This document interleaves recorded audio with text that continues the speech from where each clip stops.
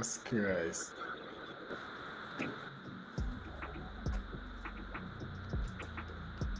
Yeah. Well, going.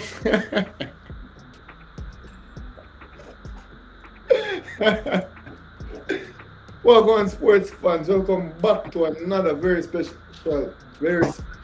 episode of Studio Talks. I'm your host with the most, Joe Mara.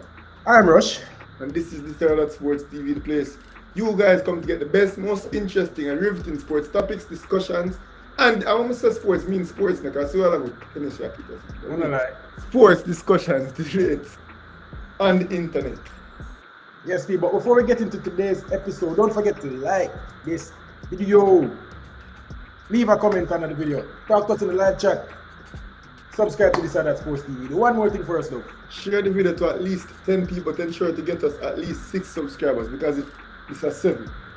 I mess with the fingers them again, bro. This is 7 fingers, not 6. Christ. Boy, like I already have 7 fingers up there. Like this thumb never want to go down because the thumb know better than me. So get us at least 7 subscribers because if each and every one of you guys can manage to do that. Do you know how many subscribers that get us by the 10 of the 10 people? Holy. Bro, we're there to talk about a couple of things. But back in my uniform, so I'm back on my workflow, you know. Yeah, so nobody enough to count on this today. Nobody, you know. No, this, bro, you see my uniform, you see I'm representing my crest right here and the logo right here, so you understand that this is a professional. You touched the wrong place while ago, by the way. You don't worry about that, bro. Don't worry about that, bro. You don't worry about that. Just understand that we're here to be professional. Alright, boss. Now fight it. But before we get into the show though, how we doing? How we doing today, bro? How we doing? Have a check in. Doing pretty good. You know, I'm in good spirits. You know, I can smell a FIFA date coming, and whenever international football is near, you know, my endorphins are activated. You know, my hormones are triggered. You know, I'm in a very good mood because we love to see Reggae Boys, and they're about to come back. That is right. People, we're here to talk about the upcoming fixtures against Trinidad and Tobago, and the upcoming international window. And then we're going to talk about the new World Cup qualifying format. Joe Mara, give a little breakdown. Which one you want to do first, bro? Your pick. Bro, I'm really excited about the World Cup format. Like very, very excited. I don't know how I feel about it. I don't know if I like it. I don't know if I hate it. But we can talk about the which one do you think we're gonna spend longer on? Let's talk about the format first. Cause I think we need the people to understand what really are going, and then we jump right into. Cause I feel like we're gonna spend a little bit longer on the fixtures and who are gonna get called up and who not get called up and all of that. So make we break down the fixtures real quick. So people, stay tuned. It's so funny how I'm more excited about the format than these games against TNT because to be honest, and that's something too. Read the fixtures. See? Yeah. Like, I make it percolate in my brain back same way. You know what I mean? And I say, what are the point of all of these non-FIFA day fixtures? We're gonna get to it.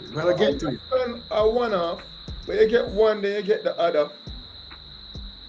Then you get one more.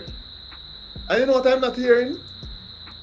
I'm not hear about a fixture before the Mexico game or after the Mexico game. We are gonna get to it. I really want to hear about it. Hold on, man. Because I feel like as I say, we're gonna spend a little bit of time on that. Because I have a couple questions. But before we do that, make a break down the format first. People, stay tuned to Studio Talk. First topic right after this.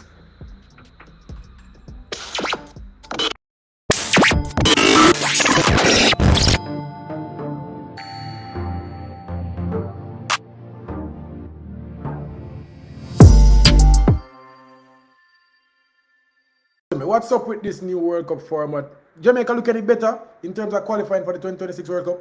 Well, first and foremost, CONCACAF went from having 3.5 spots to 6.5 spots. So immediately, Jamaica's odds already just got dramatically better. This is a competition that will also not have the likes of Mexico, Canada, and USA in the competition, which I think might be better for us, you know, because You know, those are the three best teams. So Jamaica has a chance to go forth and finish best out of this out of this new format. No, no. With that being said, there's no way to know who dominates CONCACAF anymore because there's no more final league play. There's a lot of changes. Like it's a very dynamic system, very different, more similar to what we've seen in other confederations. And I'm not sure how I feel about it. I'm not sure how I feel about it. How the people them I say. Them just a respond big up, you know. Shane Breaks the start to the format. And South Cry, I say, the coach says whatever he does has football reasons behind it. So those are the comments for now, but what the format though? What exactly how it work? Alright, so essentially, you know, as you may or may not know, you know, CONCACAF being a sizable confederation, not necessarily in quality, but because the Caribbean is such a massive archipelago, you know, consisting of very many islands and very many individual country states, this makes up the CONCACAF, or the CFU, and the CFU is a part of the CONCACAF. See? So there are 32 member states in CONCACAF, right? And what will happen is that the last or the bottom four ranked teams now, this will start the beginning at the end of this year, or the beginning of next year. I don't quite remember.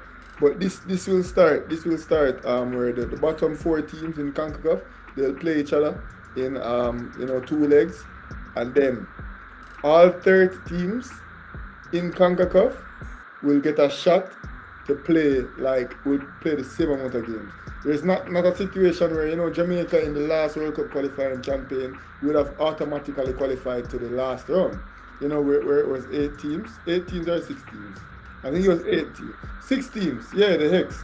Oh my god. The reason I'm trying to make it 8 is because the last place just a hard stomach. You get me? I say I'm gonna really, I'm not say we come 6.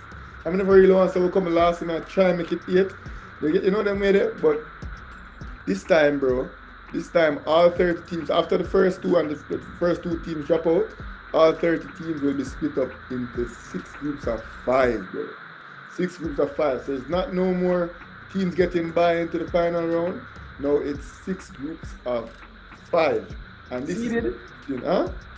Seeded? Yeah, this will be seeded. So I think we will be a seeded team in one of these groups. And obviously the 2 teams that played off to get to this point, obviously those will be the 2 lowest seeded teams naturally, because they would have been 2 of the bottom 4 ranked CONCACAF teams in the confederation.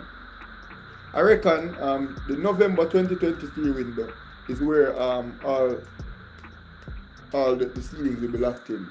So in order for Jamaica to be a seeded team, we have to stay a top 6 ranked CONCACAF team by November. I think.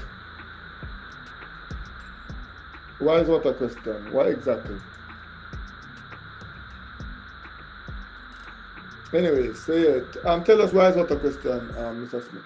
So yeah, bro, so 6 teams, and I reckon Jamaica will be one of those seeded teams, naturally, because the top 3 seeded teams in the region won't be participating, right? So Well, if we're going, if the top 3 teams won't be competing, right?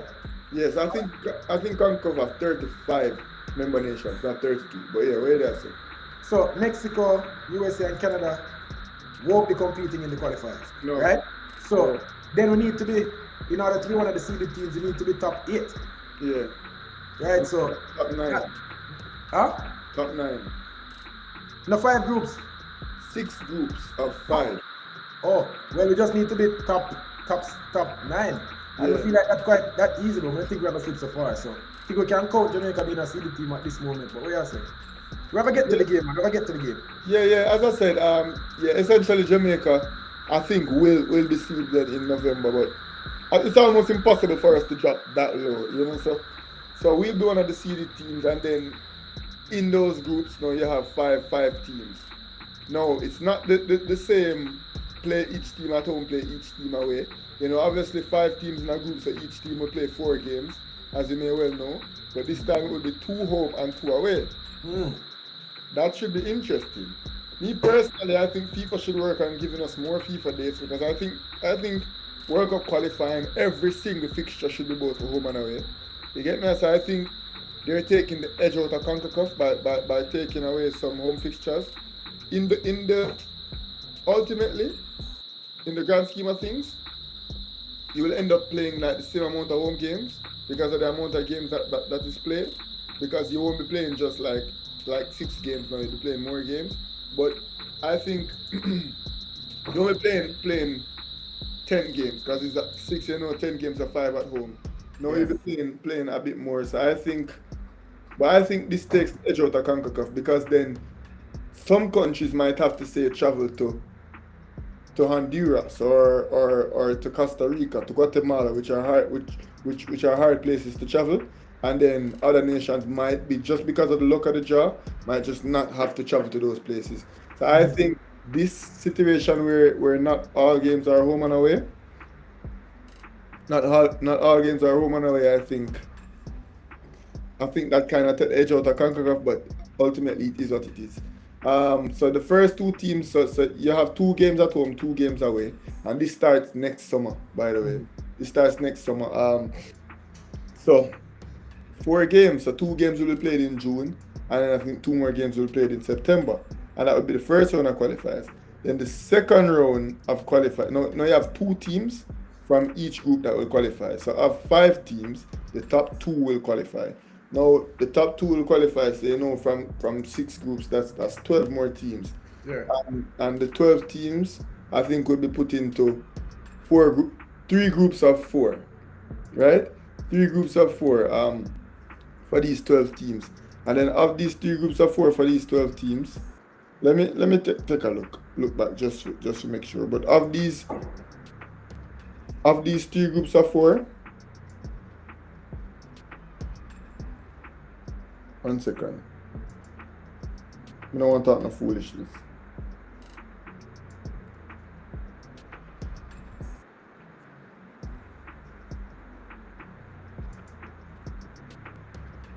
Eco reeks. But yeah, what do you think about the format so far? The format changed to this point. The group play fine. Me that expect at some point it's gonna turn in a league play. At some point it's gonna turn No, no. It just no. goes straight to like a competition, like a It's not going to go to a final. So in the you're going to have a last round groups of 3 teams, and then that's how it's going to go. So you have to top your group for go to World Cup.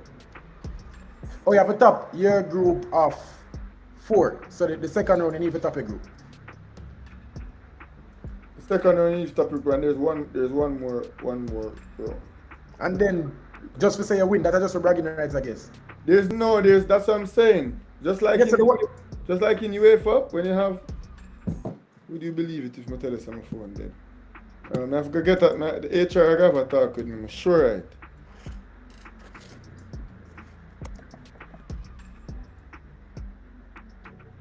Alright, so Rob Smith said Jamaica needs to perform and keep a good ranking so they're in pot A and avoid Panama and Costa Rica in the final round. Yeah, You the said thing you're is, having issues with your.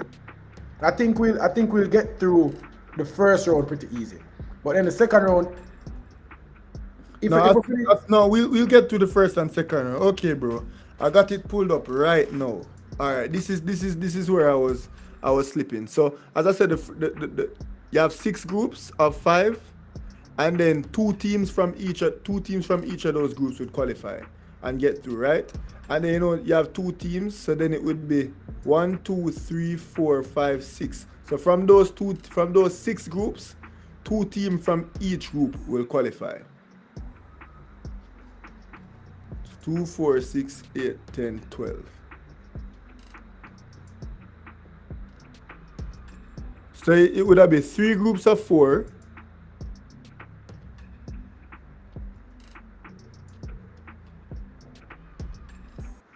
Let me get through this. I wonder if I'm me, I confuse myself. it sounds like 3 group of 4 and then top your group where you're gonna work out. Yes, there's a final round where you have 3 groups of 4. So there's 6 groups of 4. Right? So 6 groups of 4. So you have 6 groups of 4.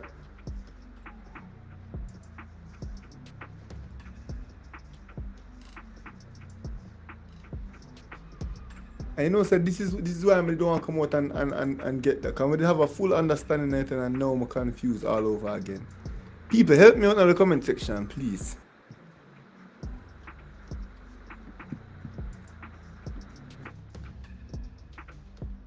What I think is if two teams got you in out of 6 groups, that leave 12 teams.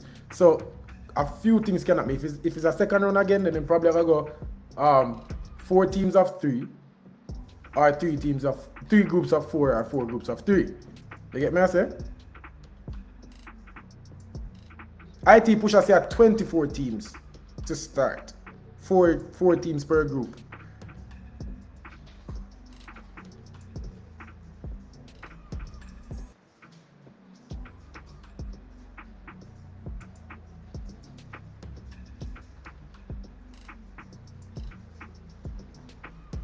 I wonder why them change it.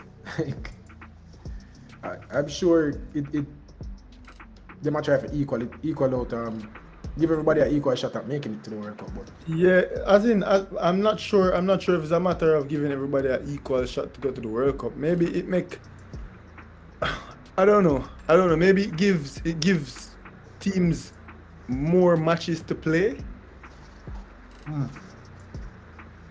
So 6 groups, 12 teams which are placed into 3 groups of 4.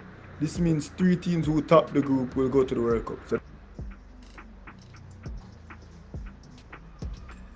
check your mic, I'm not hear you. Your mic mute.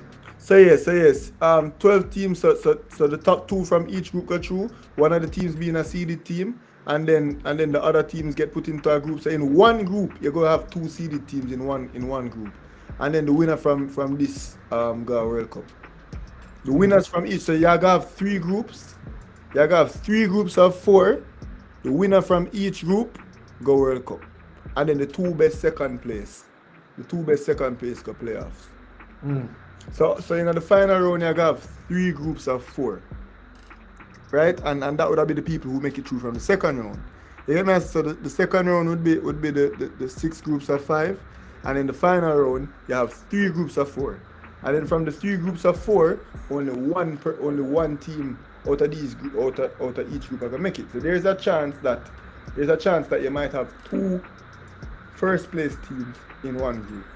So that's going to be a struggle. But I think if Jamaica do what we're supposed to do in the second round, we're supposed to top a second round zone. We're supposed to go undefeated in our second round. We're not gonna face Panama. We're not gonna face Honduras. We're not gonna face Costa Rica.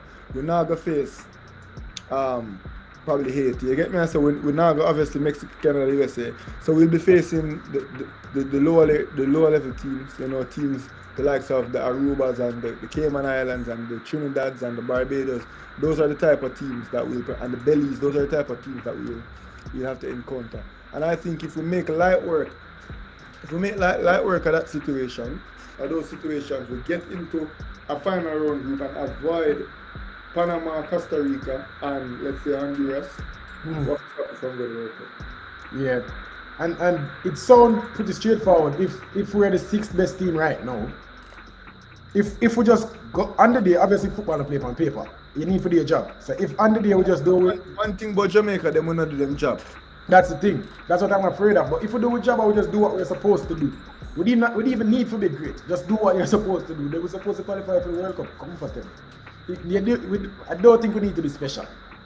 I think we just need to just don't lose a bunch of games.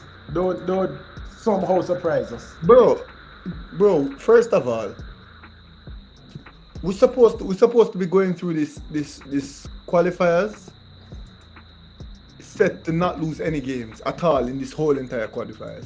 Yeah. I don't see it being impossible to go undefeated for this whole qualifying process.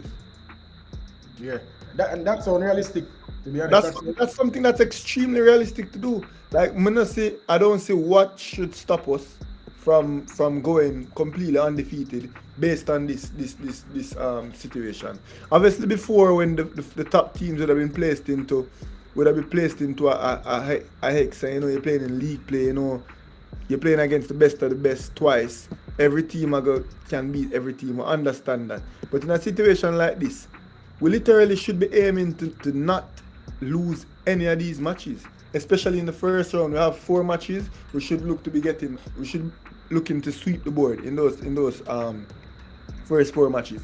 And in the second round, we might encounter some rougher competition. Yes, but I don't see any reason why Jamaica should lose a single game in this whole entire campaign. I'm putting that out there right now. There's one video that I want to do. Obviously, me have to go look on all the teams and be way more prepared. But more like see the best and worst case scenario for the nation as it relates to this situation. Like which teams we can buck up on, which teams we can see in the first round based on the seedings, and which teams we can end up seeing in the second round based on the seedings. Because do you think this makes it easier or harder to qualify than the X? I think it makes it harder. You think it makes it harder? Yeah, and it leave more room for error.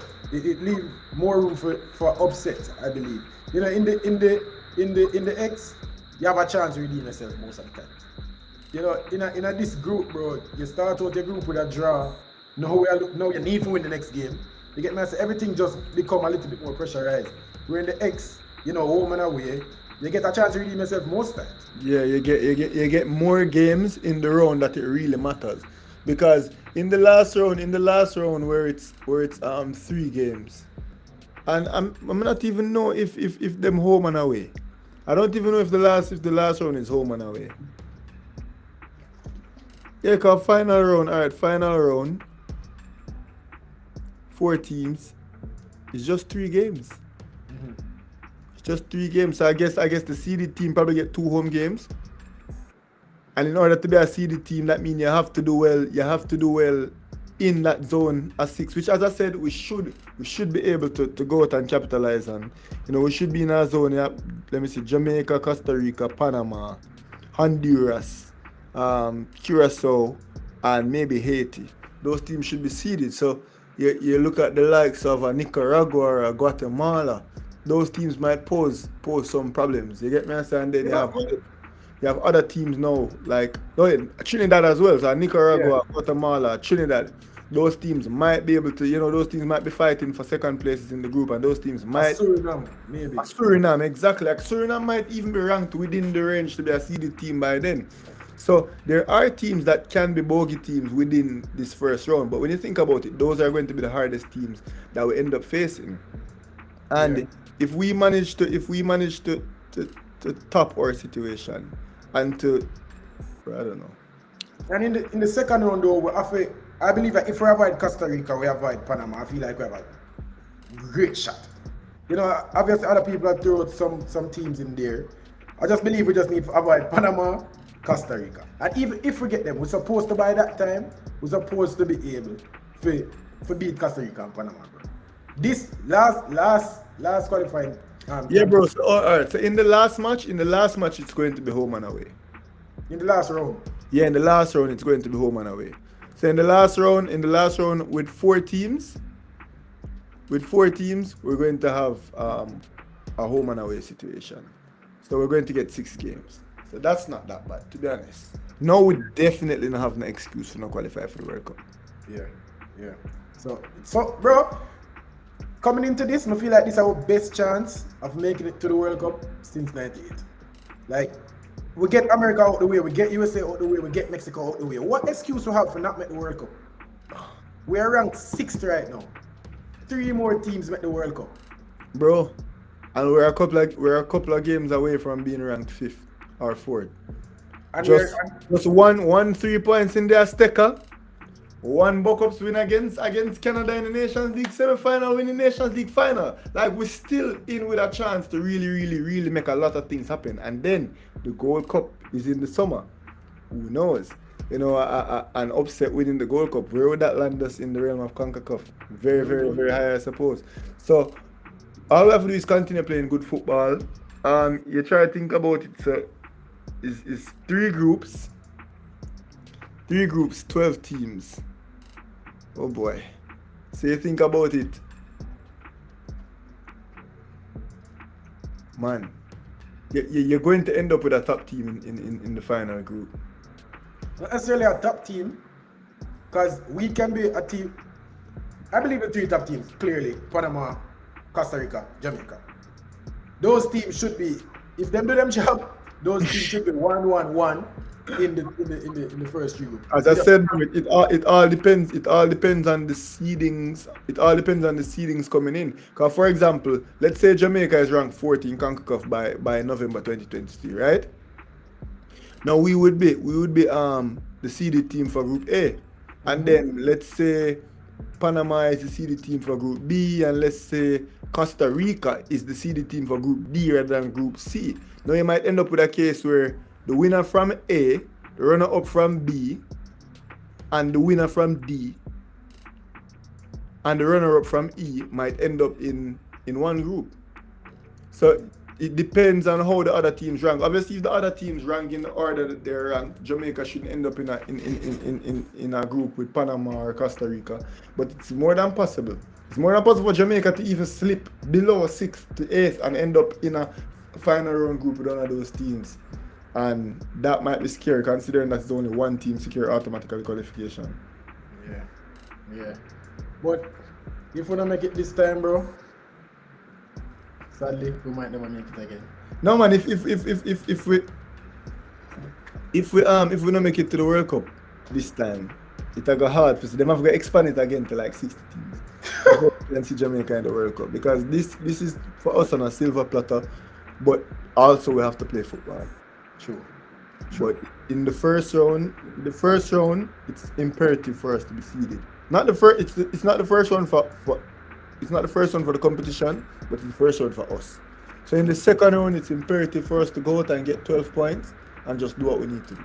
Obviously, I want to do a video further, with Simon Preston asking some questions, getting some more information, and then just looking at the pool of teams and what to expect. But this was just a preliminary introduction to the new format. I'm so excited. I can't wait for it to get started. There we go. One more topic on the books, though. We need to speak about this upcoming friendly fixture against Trinidad and Tobago. We're going to speak about it next, people. Stay tuned.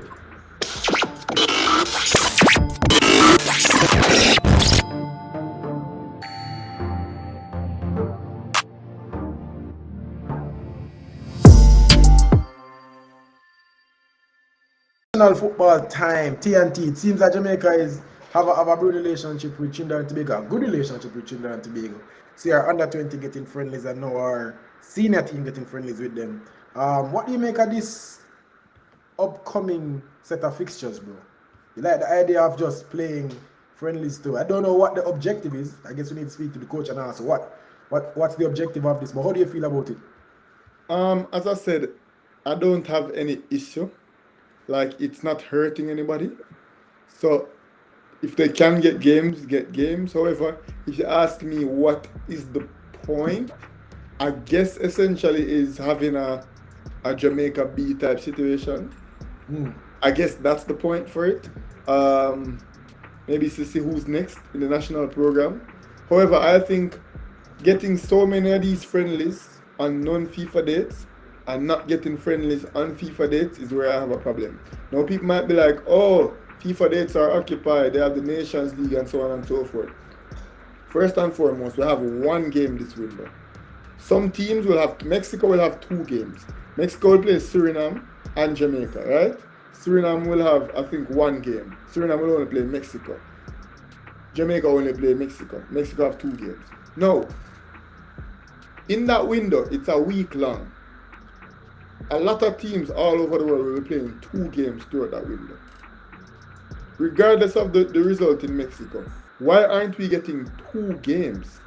Why aren't we getting 2 FIFA day games where the players that will actually represent us are representing us? That's where my mindset is at. So yeah, if they can call up a local camp and play a match every single week, fine. I'm indifferent towards it. I don't think it benefits us much, but I don't think it hurts us. So I don't have a problem with that. But let's focus and direct some of our resources and energy to getting fixtures on FIFA dates. I think that's imperative. I think it's imperative for us, our core group, to be playing together consistently. What do you think about the fixtures? I can't say I love it, but I don't hate it. You know, as I said, not much upside to it. I'm trying to think about the positives. Obviously, the coach will get a little bit more time. Rob Smith said the youth can get a chance to play, which is fine. So if it's a case where there are a lot of 21-year-olds playing, that's fine, Rob Smith. So if it's a case where we have a lot of kids playing, like the youngest players in the nation, and they're getting chances to play against international teams, then I don't mind that. But if we're going to be having 25-year-olds and 27-year-olds and just random local based players playing in these non-official friendlies, I really don't see the purpose of it. Yeah, and that's what we have to understand. We will not be seeing or Liam Baileys and Damian Lowe's and Andre Blakes. They're not the clubs are not obligated to let them go at this point, so they won't let them go. They get me. So we are gonna see JPL players. That's what we're really going to see right now. And does that help us in the grand scheme of things? Probably not. Personally, I don't want to see any. I can't think of any JPL player, barring maybe Richard King at this point. And right now, I kind of move away from it. I don't want to see many JPL players in our national, in our window versus Mexico. I don't want to see it. So right now, does this help us in the grand scheme of things? No. As I said, to make it very clear, I'm not saying these friendlies should not be kept. By all means, keep the games. It doesn't hurt anybody, doesn't affect anybody. But in our big master plan, It's our resources. it as in, but what is it a case where those resources are could have been better used? Do you think them getting two friendlies against Trinidad is costing them an extra match in the window? No, but it could be costing them. It could be costing them money. It could be costing them putting their attention elsewhere. Now, my thing is there is a little bit of upside to it in that the coach can get time to fine tune his plan and actually see how it will work on the pitch or whatever. So call it say the coach I get practice too. But in terms of the players and representing Jamaica, I don't know how this will translate to actually winning games when it matters. I can't see it. I can't see the straight line to how this will affect our friendly Mexico. I can't see it. And another thing too, the coach might be looking for that one or two gems to introduce down the line. He could be looking for one or two more players to introduce if somebody gets injured. Again, it could be the upside, but I believe that we have so many players playing overseas in better leagues and in better quality leagues. Yeah, That we don't need to. we're better players. Right. I think, as I said, if it's a case where we're going to, bro, these friendlies, there should be or under 20 team, with a few exceptions, with a few 21-year-old and 22-year-olds. I don't think this should be an all JPL situation. And again, it's hard to get to under 20 team. It's hard. Absolutely pointless. I'd love to get our under 20 team, but the under 20 team are there for them club too. You get me? I said at this point we have No, I mean a local under 20 team. yeah, and 23 maybe 21 for sure. If 90%, if 80 to 90% of this team is under 23 or under 21, I love it. But if as somebody said, if we're gonna watch this game and we're gonna see be 27 and 26 and 30-year-old man represent Jamaica against Trinidad and Tobago in a friendly that has no consequence, what the point? What's the point? Rob Smith said, I don't think having a friendly before playing Mexico is smart. All good year guys are in season, so they're sharp. Why risk injury before a Nations League? No, it's not a matter of being sharp, but they don't play together. So this is why I risk injury before a Nations League. At the end of the day, win, lose or draw in Mexico. Mexico for me is a warm-up match for World Cup qualifiers next year. Mm-hmm. That's what it is. So Mexico for me is not to try and win the Nations League. It's not to try and win the Gold Cup. It's to get sharp for World Cup qualifiers. And keep in mind, FIFA dates are few and far between. So every single opportunity we get where we can put our group of guys together and play them in competitive football, that's what we need to do. So fine, you might risk an injury in the Nations League, and then you might play in Mexico and you might get an injury. And they beat Mexico, and that might count them out for the Nations League semi-final. Right? I just think it's a situation where we have to be playing as many games as possible. Now, many teams will be playing 2 matches in that window, right? Mexico themselves will be playing 2 matches in that window. And I think we have to be doing the same. So one of those fixtures against Trinidad and Tobago have to have been on the front end of that Nations League games. Have to have been on the front end of that Nations League game. The next FIFA date is in June, Bro, and where we'll be hopefully playing the Nations League semi-final and final. But if we don't qualify, like if we go to Mexico and draw, there has to be two friendlies in that time as well, right? Or even three. yeah, and we have to think about it. This is a new coach. With Jamaica, we are playing a new system. How many games have Coach Gibson had with One. these games, with these players? One official game. So as many games as we can get, we need them. Yeah, so if we could get one game before the match, the Mexico game, great. And I feel like one would be sufficient. But if we can get one more after, then even better. I think, to be honest, I don't really want to be playing them 3 times in 1 week. I don't want to be playing that them. would be hard. That would be hard. Yeah, I don't want to be playing them 3 times in 1 week. Because you only get 1 week for the FIFA window. But you have to be playing at least 2 games every single FIFA window. Every single FIFA window. All right, so RR said that helps them to lift their game. Still a way to have scouts from MLS see them. No, I understand, and I don't have a problem with seeking opportunities for the players in the country. I want them to get opportunities. No, if that is going to come at a detriment to the team that matters, to the actual senior Reggae Boys team, To be honest, they are the not actual scenario boys team. Yeah? But you mean like the A team, the players who will play on the official FIFA windows? Yeah, bro. Like if it ever come at the detriment of them, then I don't want to have it.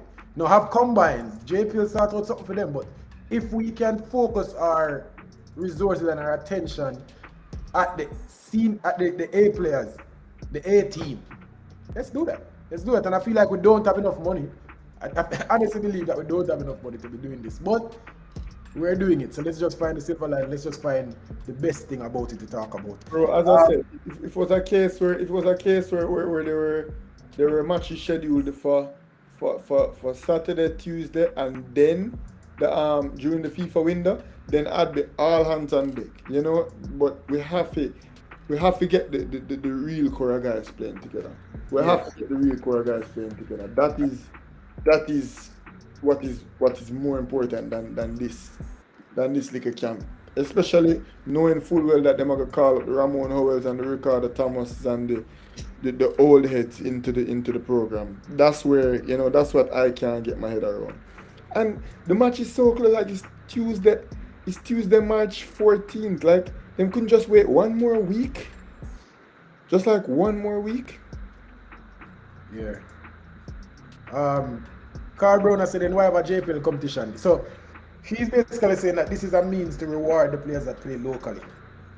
Bro, represent again. That can't be the incentive. It can't be. You work hard and then you get rewarded with the actual team that is going to represent the country.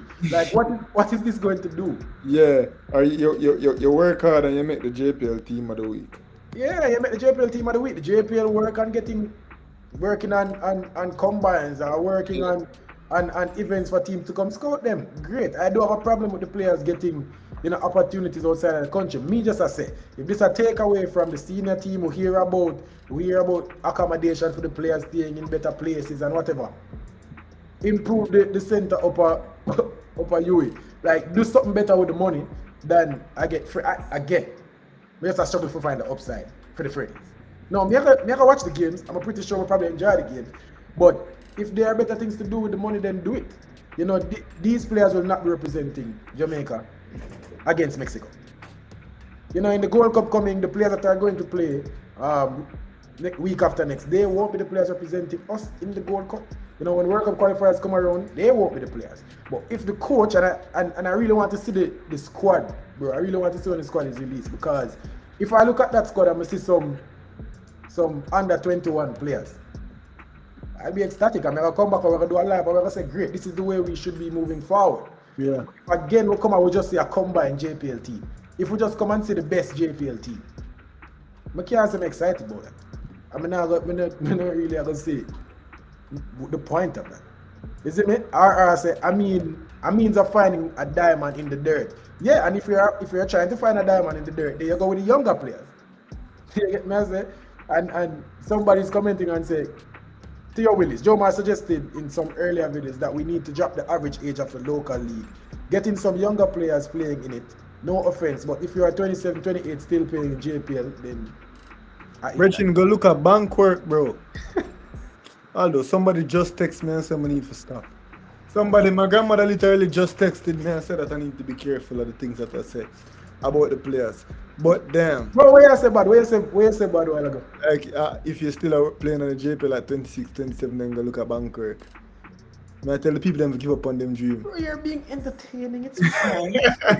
but the point that we're making is, if you're 27 playing in the JPL, me not think I seen a call up in the future field. You see me? I just the facts. I just like trajectory. It don't really work like that. You see me? But we see it happen. We see it happen in the last cycle. Yeah. Where players up there get called up, and hey, if that's what they want to do and we get the results, I just want to make it work. So I said, wouldn't this help a talent like Whisper? And exactly, Whisper was 17. Of course, yeah. This is the type of player for the John Richards. You know, What the fuck? Whisper need for that? And Whisper need for a play? and Romain Blake and Devante Hodges, bro. Send a under 20, Malachi Douglas. send a under 20 team out there. For go watch, for go play against Trinidad senior team. Send a under 20 team, I could get two love on the backside. That's what I want to see. You know, send Romain Blake, make him play against some big man, and Dejan Richards make him tear down the wing in a some senior football, right? And you still have the likes of Dwayne Atkinson. You still have the Devante Campbell, right? You still have those type of players who are still young. You know, I might even say Lemar Walker, even though Lemar Walker time slowly a tick, but they're still on the younger side. You get me? So we can have players like that who still have a future to make it internationally, who still have the opportunity to have a big surge, a big push. But the more senior players in the Premier League, the players who, you know, we'd say are in their prime or coming out of their prime, as you said, it's just a eat up resources. Yeah. Again, me need a hope we get the squad list soon. I know it seems like they're in training right now, and coach, I think it will be similar to, remember the camp that was held in January. Yeah. I feel like the squad will be similar to that. You know, obviously less players. It will be around 23 players, 25 players. I think it will be less, but most of the players will be coming from that list. So, bro, football finishes, European football and North American football finishes the 19th, right? Finishes the 19th. So we have a match the 14th. Football finishes the 19th. So we have, so you mean to tell me, say, we couldn't move it from the 14th to the 21st or the 22nd? Maybe we couldn't, bro. Alright, so fine, we couldn't. Then get some foot on the 22nd. And I'm not saying it has to be super quality opposition, because in World Cup qualifiers, bro, I promise you, we're going to play on one cricket field. I promise you, it's not going to be Sabina Park. We're going to play on a cricket field. That is almost guaranteed. You know, it's almost guaranteed that we're going to travel to St. Kitts, or we're going to travel to Barbados, or we're going to travel to a Guyana, a cricketing nation, right? Yeah. At least one of them. And so there's nothing wrong with calling up an Aruba and saying, bro, I want to talk to Carl, bro. I go pin the link. I want Carl, bro, call in and make all a reason. Because he must say we have fight the local league. If there's no local league, Jamaica can't compete internationally. That's not true. That is not true. We have players overseas, and we have good players overseas that can represent the country and do well. Bro, I watch the baddest JPL game this week, bro. Arnett versus Waterhouse, the wickedest game this season. Game competitive, the game nice, the game entertaining. They get me as I think I find my favorite JPL player right now, Damari Deacon, wicked man for Arnett. Like, there are games that are nice in the JPL. I mean, I say there are some quality players if we put it in context. In context of Jamaica, yes, there are players. But in terms of the grand scheme of things and competing with the teams that I believe we should be competing with, Them not depend on that level, there, bro. And I just that mess up. I mean Jamaica should be on a level where we're competitive with any football team in the whole entire world. Mm-hmm. Because we played against Argentina, and I still think we have a next level up against. I still think from that team, that was Hallgrimson's first team, bro. And what Hallgrimson did in that team, when you look at it, him just quote unquote use the FIFA ratings to put him team together. You see him do a simple 4-4-2, Shamar Nicholson and Michael Antonio, that writes itself. Right, Leon Bailey, Bobby Reed, Rafael Martian, Daniel Johnson, that writes itself. Mariappa and Damian Lowe because Ethan Pinnock was injured, and Javier Brown, Amara Bell, I think. Andre Blake. That's just like our best quote unquote overall player, which I liked from Hallgrimson, not knowing anything about that team. But imagine now that we've seen that he has the ability to identify the best players that play for us, because that was an issue in the past where coaches of previous Jamaican teams had an inability to identify the best players. We see where Hallgrimson can determine who are the best players that play for the country. So that's established based on that Argentina game. Now imagine if he has some time to work with the best players and playing them in a system that suits them the best way that they can play. Don't you think that we could have given an Argentina team a more competitive game? Do you think we could have played Argentina even better than we did? And that's the type of team that we should be competitive against. Any team ranked 40 and above Jamaica should be going into those games favorites. I think Jamaica, based on talent that we have, can easily slip below 40 in the world as it relates to FIFA rankings. Based on the talent that we have, we should be competitive with any team anywhere out there in the world. So it's not a matter of fighting local players, but let's face it, if you are going to represent the country, if Jamaica is going to become competitive, you cannot field a single player from the Jamaican league. It just is what it is. Yeah. You're right. B Douglas say, what about when it's not a FIFA window? We need a local for that reason, bro. If we didn't have fixtures coming up against Trinidad and Tobago, would you have a problem? Would you miss the fixtures? No, you wouldn't. I say it wouldn't matter if we play. It really don't matter. As compared to, let me go back on my calendar again. As compared to football in Europe and North America stopping on the 19th, and we're not going to have a game until the 26th.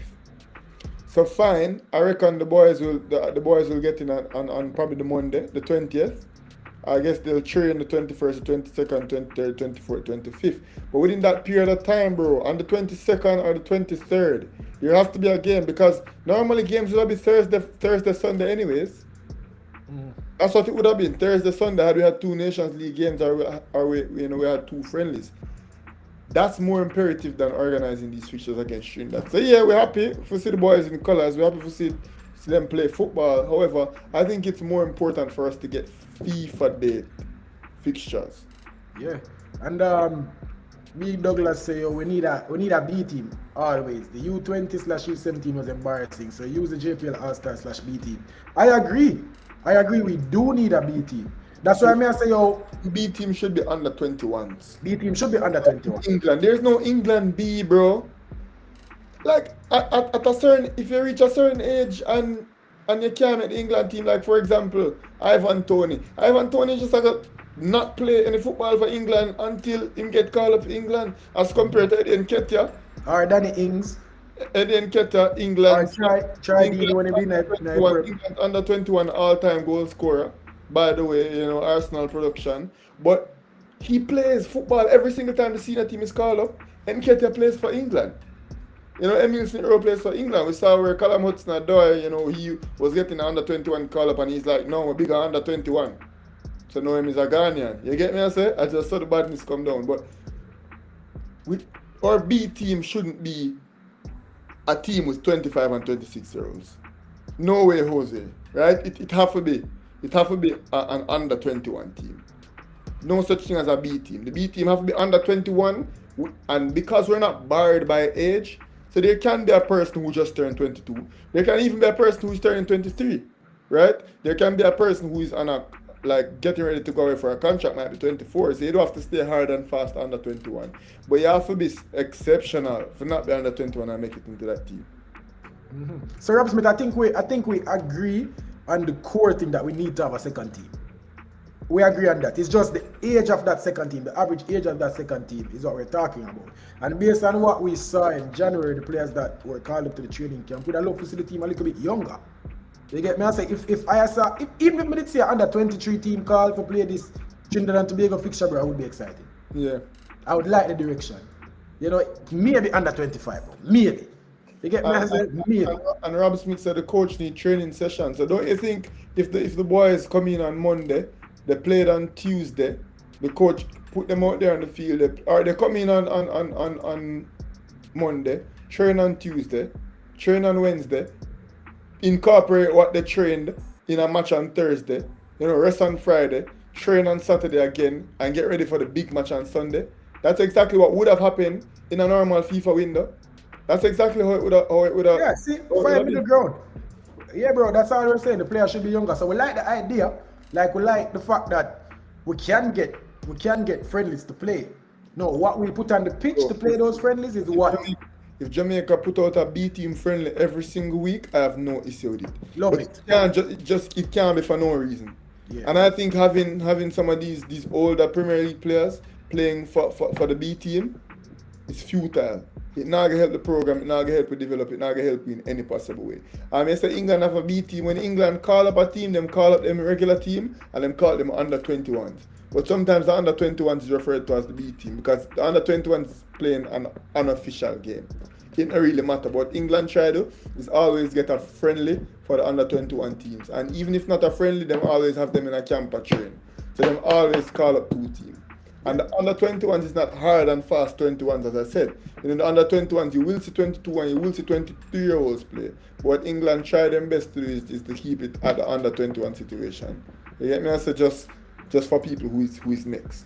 Because safe to say Nketiah is around the system. Nketiah has been playing with the under 21s. He knows exactly what Gareth Southgate wants and Gareth Southgate requires. So now Eddie Nketiah go up on a tear and start score a whole heap of goal. Boom, them fit him right into the senior team. I already know exactly what is to expect. But you know, say Ivan Toney get called up to England B or Callum Wilson. Yeah. Z-Man said we don't even know the squad that will play Trinidad. We said that earlier, and that's why I say I really want to see the squad.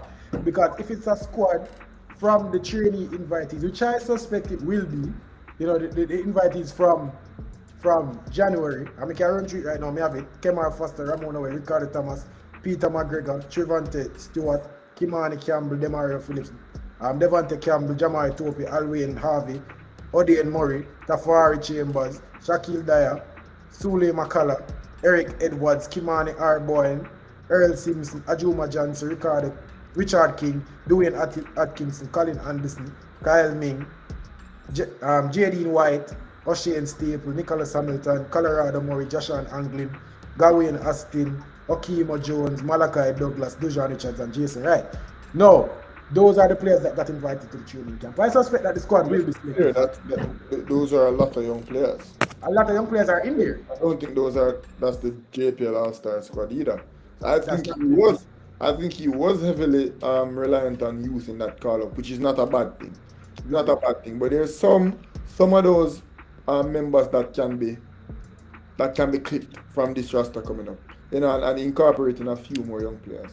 That's all I'm saying. So I don't hate these friendlies by any means. In fact, good. Because when England and I think the England model is the best model in my opinion. Or probably that's just because that's the model I'm most familiar with. So maybe that's me being biased. But because I'm so familiar with it, I like how them call up players and them call up a second team of young players who have next in the program. So I think every single time the senior team get called, the under 20, like a young team supposed to get called. Under 23s, under 21s, whatever the case may be. And even if they're not getting friendlies, they should be training and then coming and playing friendlies with the senior team. Yeah. So before the senior team have their match, that team supposed to be playing. Yeah, I agree, and that's obviously the way to go. And I'm glad that we say that we're not upset at these fixtures. It's not that we hate them. We just want the best. No, you see, if after this we reach November and we have an international window, bro, and my ears to the JFF strapped for cash. That could be upset. Me I go vex, because me I go say, bro, why are we having all these friendlies outside international window when we could have like save money, you know? But that's gonna be hindsight. Right now, we can't say that's the case. You know, we get some new sponsors. The JFF have some new money. Let's see how it go. England have quality under 21. We don't. We have to say about that. Because that's a perspective. That's a perspective. We can't go around here. I think it don't have to be under 21s first and foremost, but I think we do have quality, and the JPL is relatively young. You know, we have a lot of standout Manning Cup players, fresh out of Manning Cup that they're good quality. You know, many other people that you just listed, the Douglases and the Romain Blakes and Deshaun Richards, Devontae Campbells, Dwayne Atkinson, so on and so forth. Those players are all within that young range. You know, we don't necessarily have a young goalkeeper, but then again, there's a Akeem Bernard who is of a young age. You know, there's a Romeo Daniels from country. There's a Twain Lynch that I think, you know, get him up there in the senior team. He's played for Mount Pleasant already. So there are a lot of players. There are a lot of young players with brilliant futures ahead of them. And I think these games are where you give these young players the opportunity to go out and shine. This is not a game where you say, oh, a player who's doing really well in the JPL, so let's get him in. No. You have to either show great potential of being a part of our plans in the future or immediate potential of being of our plans next week. And I don't think there are any JPL players, you know, set aside Richard King and Ramon Howell, who might be in our team next week, right? Besides those two players, I don't think there's anybody else. So what we should be doing is looking for people who will be incorporated into our future. But you believe on the point that he made, though. I feel like it's a valid point, bro. Do we really have under 21 gems that we can feel a full 11 of under 21s? I don't know if we do, bro. That's going to make sense. Like from inside of the country, I'm not sure. As I said, under 21s do have to be hard and fast. And I said if like for example, a Ramon Howell and a Richard King could be incorporated into a team like that, right? And then you have the likes of a Romain Blake and a Devontae Hodges, let's say. You have a Malachi Douglas, you have Deshaun Richards, you know, a Shaquan Satchel, though he's not been as outstanding as JPL as you would have expected. And that's like a full complement, that's almost a full complement. Devontae Campbell is a Premier League standout. You know, you have Devontae Campbell, you have Dwayne Atkinson. Also, all of these players are within that age range. And look how many players I just named just now. So we do have an under 21 team that, you know, you put our best under 21 team together and you put our best over 21 team together and play them in a game locally. It will be a very good game. Don't you think so? Yeah, I feel like it'll be good enough. Because I say, are those players that you name, how many of them you think can make a transition? That's all I'm saying. Not if the team would have good enough to compete on local side. But do these players have a real good shot to make it into the senior team for real, or just I call them because they're under 21 and them are the best? How much of a solid shot them have? Yeah, but then I can make that same point with the England under 21s. How many people you know from that England under 21 team? And how many of them have real shots at making it into England? But at the end of the day, you don't know what can happen. You don't know who can. And the team is set up to find that one or two. The team is set up to find, you know, a Calvin Phillips, you know, that we see, you know, get called up recently, or to find that extra one that you need. You know, that player might be a bench player. It doesn't need to be a superstar. But just that extra player. A conversation is actually happening in the comment section about Mikel Antonio. I'm gonna say, oh no, Mikel Antonio for the Gold Cup. You know? What do you think? Bro, my idea is to win the Gold Cup. I really want to win the Gold Cup. I really want to give it a solid shot. Right? And if I'm going from that standpoint, I think we should call Mikel Antonio. No, I also would understand if a man say, yo, we are prepared for the next World Cup in 2026 for the Gold Cup right now. That's our priority, and this is how we are doing. Winning the Gold Cup is not even on our minds. We just want to get some practice in, we just want to get the young squad in from now on, start 2026, and you leave them out, we don't have a problem with that. Because I don't think, obviously, I can be proven wrong, I don't think Mikel Antonio will be our starting striker in the 2026 World Cup. Obviously, if I fall off, we'll take him out. But if I'm supposed to make a prediction right now, I don't think he will be that. You see me, so I honestly wouldn't be, I kind of dip on the fence right now, but personally I will select him for the Gold Cup because my mind is at winning the Gold Cup. Where you the preparation over winning or you want to win it, so you have to select the best squad regardless of age. Plus, I kind of contradict myself, but when we're preparing for the 2026 World Cup, bro, we need to cut this squad age down. We really need to. But as far as the Gold Cup go, you'd select Mikel Antonio. Bro, I think we call up our best team and slowly transition. We call up our best team. Young players who are like in that class and have the ability to make the transition, fine. But I don't think we just shell our team and drop our best players because they're too old. As I said, Cristiano Ronaldo probably won't be a part of the next campaign. Still one of Portugal's best forward right now. Portugal will call him up. And he will play the next Euros and he will play in the Nations League. Like I say, continue to play Mikel Antonio until you have a solid replacement or better. So, like, I don't think there's anybody better than him, and I don't think there's any youngster right now who you can say, all right, it's his heir apparent, besides Shamar Nicholson, I guess. And I think both of them can be called up into the same team, and both of them can help us to continue doing well. So, I wouldn't do the mass culling of the team that you want to do for the next campaign. I'd continue to play because at the end of the day, you're saying the World Cup is in 2026. The World Cup qualifiers start in 2024. That's next year. So the team that you qualify for the World Cup with does not have to be the team you go to the World Cup with. So people Not keep necessarily, but the core should be the same. Huh? Not necessarily, but the core should be the same. No, it don't have to be the same. No, man, the core should be the same. Your core can't be different in a 2 years, bro. In 2024, which is next year, right? Mikel Antonio is going to be 1 more year older. Next year we'll be playing. Let me look again. I think we'll be 4 World Cup. If Mikel Antonio are the best Jamaican striker, drop him kind of I'm predicting a foul off. That's what I'm doing. Like by next year. If Yes. that's what I'm saying. If him can't make the team for the World Cup qualifiers next year, then him just can't make the team for the World Cup qualifiers next year. But next year we have the 4 most important games we'll ever have. And then when we win those 4 games, the next 6 games will be the 6 most important games we'll ever have. But why wouldn't we field our best players in those 4 most important games rather than saying 2026 is this far away, so we should start calling from Bro, now? because you understand. If you keep doing that, right? And because the best players know in a 2 years time might not look the same. So if you don't prepare and cushion yourself for that when them fall out, because them will get old eventually.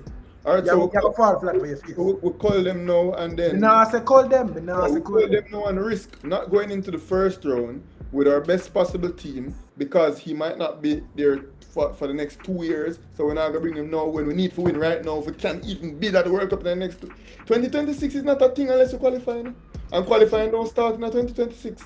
Qualifying start next year. So I don't believe in weakening our team for next year for the sake of 2026. So fine. If you have a week in the team, Antonio might not get to go World Cup because in a 3 years time, 3.5 years time might be too old. But by next summer, I don't think he'll be too old. And next summer we'll have 2 of the most important games ever. But we can't take that approach. I say no, but we can't take that approach with every single position and every single player in the team. We can't. Bro, when World Cup qualifiers start, we have to field our best team.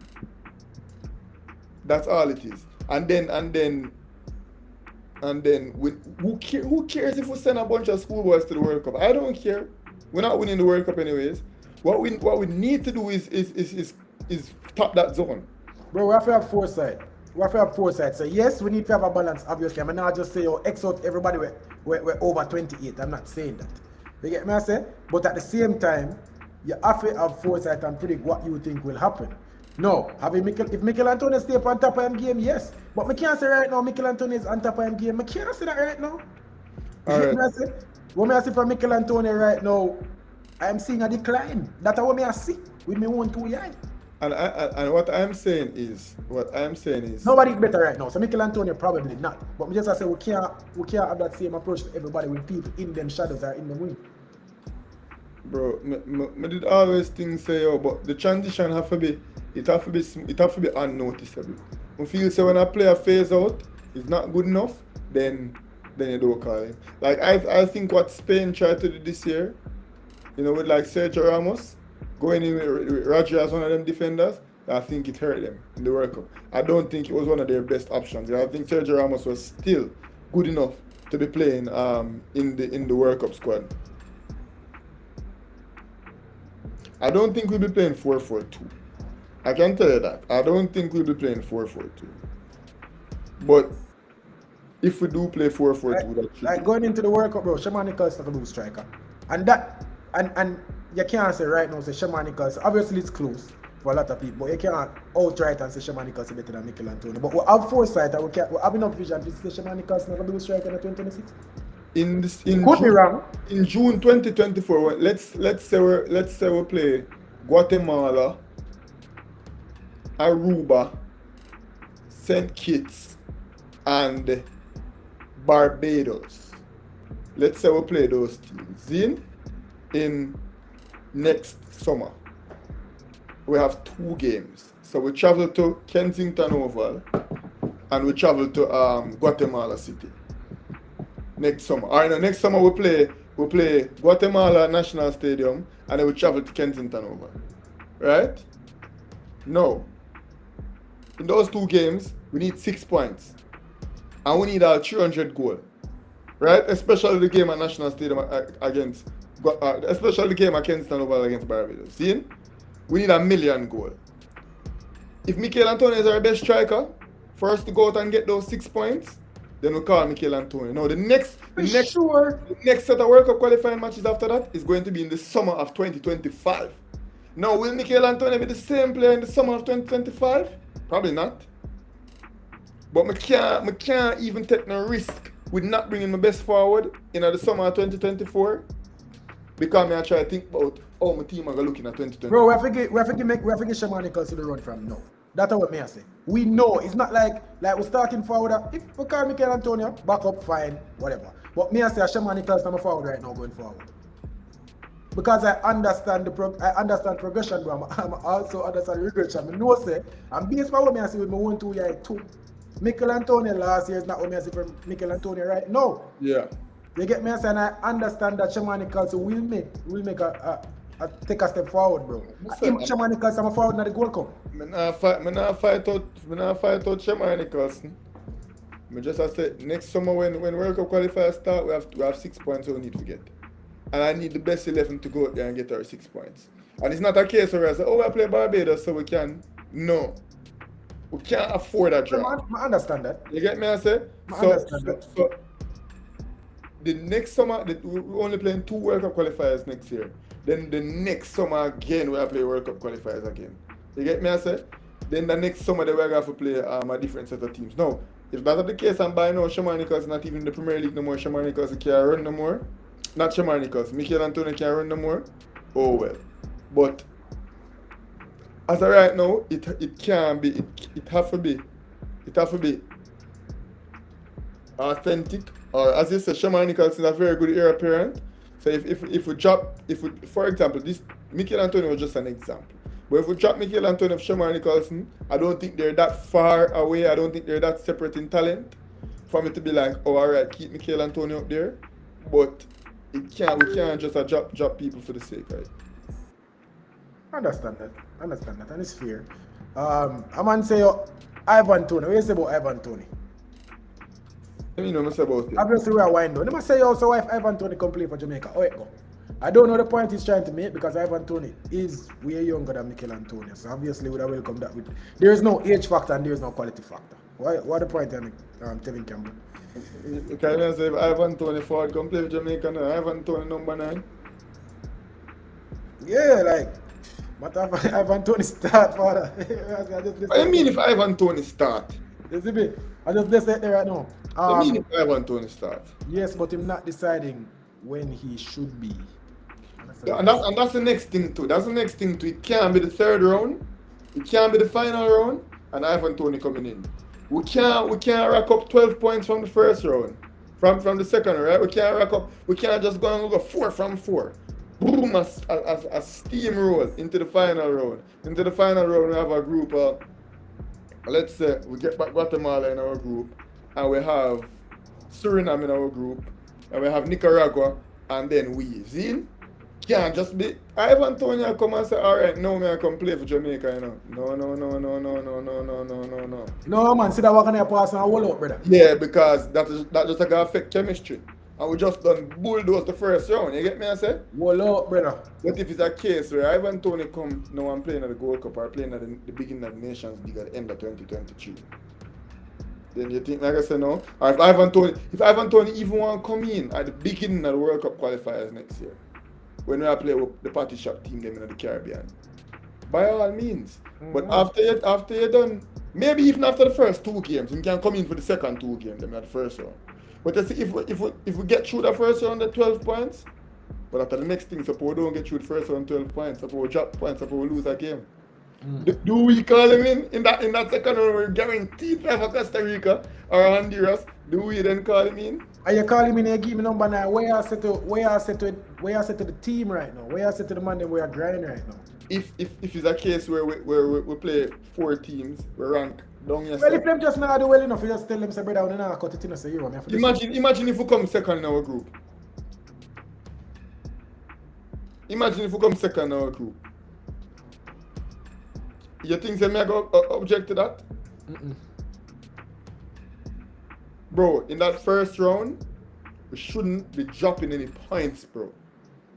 Should be 4 from 4. And a 6 must drop. At least 1 6 must drop. Yeah. In that first round. Then. And your mind sharp the second round, we goodly get team for 60, bro. The final round. Team goodly in the final round for 6. But you know how we are ensure so we get a team in the final round for can 6? If we 6 a team in the round before. Yeah.